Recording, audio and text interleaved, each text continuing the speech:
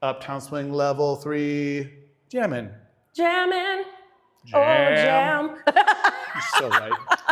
Dee's here, everybody. Hello. Peter D. Tell them how we started this thing off. Yeah, we were doing some jams today, jamming, jam circles, and we were just talking about how we want this environment to be an inclusive, celebratory jam, and we want people to be engaged in what's going on in the middle, and also ready to just dance together in the middle. Not really worrying about if it's perfect or our most fancy moves.